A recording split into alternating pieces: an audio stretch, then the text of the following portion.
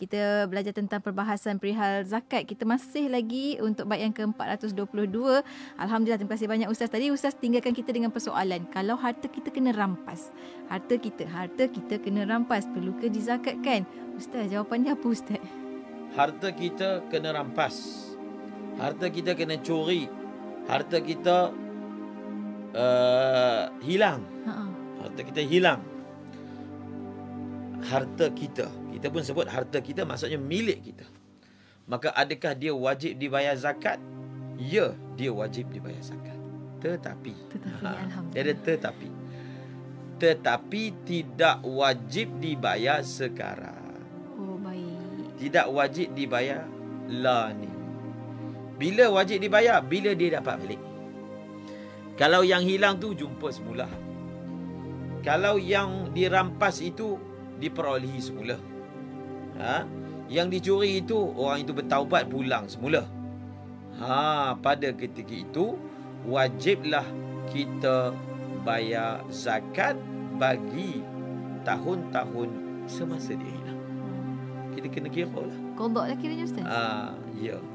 Tidak wajib dibayar sekarang, dibayar kemudian. Dibayar kemudian itu bukan maknanya kita jumpa lepas 3 tahun, kita bayar untuk tahun pertama jumpa. Tidak. Maksudnya, yang berlalu itu kena dibayar. Sebab itu kita kata wajib bayar. Wajib bayar cuma bukan sekarang. Dia hilang 2 tahun, dalam masa 2 tahun sebenarnya wajib bayar. Tetapi bukan sekarang. Dia bayar nanti bila dapat jumpa semula, kalau jumpa. Dia bayar bagi pihak tahun-tahun yang telah berlalu. Bayar bagi pihak tahun-tahun berada dalam simpanan orang tersebut. Bayar bagi pihak tahun-tahun dalam rampasan orang tersebut. Ada satu lagi perkara yang ada kaitan juga dengan milik sempurna, iaitu hutang. Hutang. Adakah ketika kita membuat pentaksiran zakat, wajib kita masukkan hutang orang lain kepada kita? Satu, kita berhutang dengan orang. Kita berhutang dengan orang. Satu lagi, orang berhutang dengan kita. Kita berhutang dengan orang, misalnya kita telah berhutang satu jumlah yang besar. 100,000 lah, 1 juta. Orang berniaga. Kemudian, adakah dia wajib bayar zakat duit hutang tersebut yang dia dah dapat daripada pemberi hutang? Dia wajib bayar. Dia wajib bayar. Bila dia wajib bayar? Apabila cukup syarat.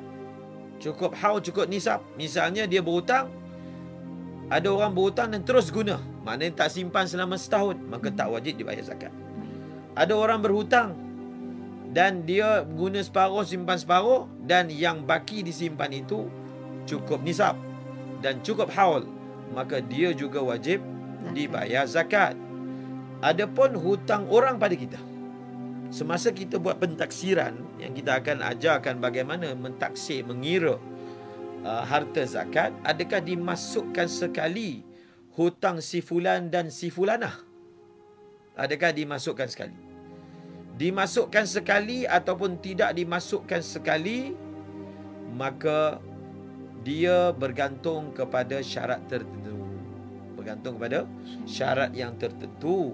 Apa syarat dia? Ini syarat dimasukkan. Syarat dimasukkan pertama, yang berhutang itu ataupun hutang itu tidak bersifat hutang lapuk. Apa maksud hutang lapuk? Hutang lapuk ni maksudnya hutang yang tak ada harapan penghutang tu akan bayar. Misalnya kita ni sebuah syarikat yang berhutang kita dengan sebuah individu, seorang individu atau sebuah syarikat yang dah tak ada dah. Individu syarikat tu dah mati dah muflis dah. Dah hilang, kita pun tak jumpa dia dah. Maknanya tak ada harapan kita boleh mendapat pembayaran semula bagi hutang kita. Jadi syarat pertama apa? Hutang tersebut bukanlah jenis hutang lapuk. Apa maksud hutang itu lapuk? Individu itu adalah individu yang memang jenis tegar, ketegak untuk bayar hutang. Lihat Ustaz. Dipanggil apa? Mumatil. Jadi kalau kalaulah individu itu jenis mumatil dan memang tak ada harapan untuk kita dapat bayaran daripada dia, maka tak dimasukkan dalam kiraan dan tak dimasukkan dalam taksiran. Syarat pertama apa? Syarat pertama, individu berhutang itu bukanlah jenis tegar. Bukan jenis tegar. Bukan jenis tiada harapan untuk dapat balik. Dan syarat dia yang kedua, hutang tersebut adalah hutang yang hal. Hal. Apa maksud hutang yang hal? Iaitu maksudnya hutang yang memang telah sampai tempoh bayarnya, sampai tempoh matangnya. Hal lawannya muajjal. Muajjal ni maknanya belum lagi. Hal sudah. Muajjal belum lagi tiba ajalnya. Ajal maksudnya waktunya. Hal sudah tiba. Syarat yang kedua. Syarat yang ketiga, yang berhutang itu adalah musir. Musir maksudnya orang yang mampu. Dia bukan daripada kategori tegar, tetapi dia mu'sir. Mu'sir maksudnya tak mampu nak bayar. Dia bankruptcy, menyebabkan dia tidak boleh nak bayar. Bukan tegar, bukan mumatil. Kita tak masukkan hutang dia tu dalam apa? Kiraan taksir. Dalam kiraan taksiran yang wajib dibayar lah ni. Wajib dibayar sekarang. Maksud wajib dibayar pada hujung tahun itu.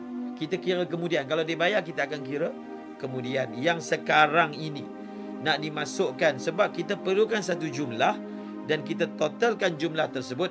Kemudian barulah kita keluarkan 2.5% ataupun 1 daripada 40.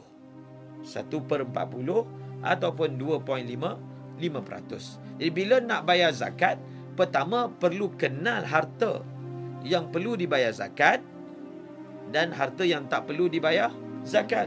Kemudian kita perlu mengenali individu yang wajib bayar zakat, individu yang tak wajib bayar zakat.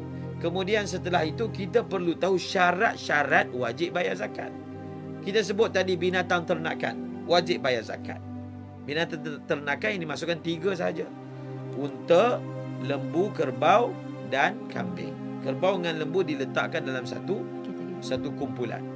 Jadi setelah kita tahu bahawasanya binatang ini wajib zakat, kita perlu tahu syarat pula.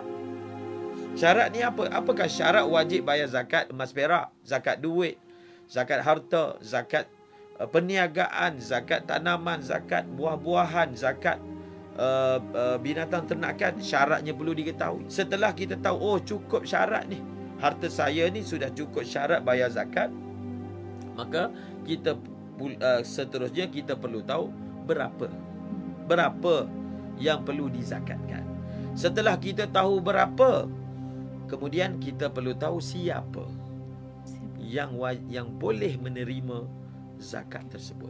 Semua ilmu ini, pengetahuan-pengetahuan ini perlu ada bagi setiap orang Islam, khususnya yang berharta, supaya dia tahu atau dia kenal pasti dirinya wajib bayar zakat ataupun tidak. Setelah dia kenal pasti, maka dia tahu saluran mana zakat itu dihantar.